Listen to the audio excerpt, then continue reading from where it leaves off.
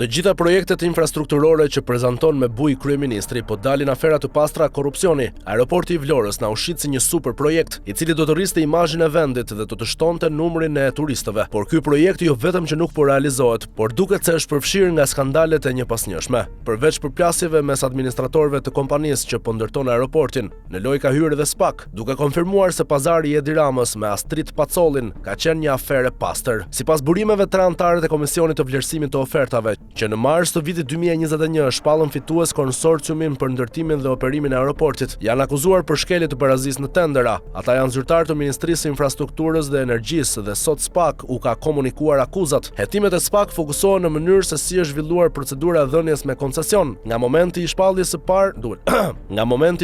parë në fund të vitit 2019 deri në përfundimin e saj në mars 2021. Dyshimet janë se përmes veprimeve apo mos veprimeve zyrtarët kanë favorizuar konsorciumin fitues si përbërë nga Mapco Construction, kompania turke YDA dhe 2A Group në një projekt me vlerë rreth 104.3 milion euro dhe me afat operimi 35 vjeçar. Kontrata koncesionare u nënshkrua në prill të vitit 2021, më pas u krijua dhe shoqëria koncesionare Vlora International Airport me ndarjen fillestare të aksioneve mes tre kompanive, por dinamika e projektit ndryshoi pas tërheqjes së kompanisë turke YDA, e cila shiti aksionet e saj tek Mapco Construction, duke rikonfiguruar raportet mes ortakëve. Kjo lëvizje u pasua nga përplasje mes aksionarëve të mbetur. Kompania 2A Group ka pretenduar rritje të pjesëmarrjes në aksione deri në 49%, duke çuar çështjen në gjykat. Konflikti ka marrë edhe dimension penal, pasi palët kanë depozituar kallëzime ndaj njëra tjetrës për mashtrim, ndërkohë që një tjetër hetim lidhet me një kredi të marrë në emër të kompanisë koncesionare. Paralelisht me zhvillimet mes privatëve, SPAK po vijon hetimet për të identifikuar përgjegjësi të mundshme edhe në nivele më të larta vendimarrjeje. Burimi nga organi i akuzës bëjnë me dije se verifikimet nuk kufizohen vetëm te anëtarët e komisionit, por mund të shtrihen edhe te zyrtarë të tjerë të përfshirë në procedurë. Projekti i aeroportit të Vlorës, i njoftuar fillimisht në vitin 2018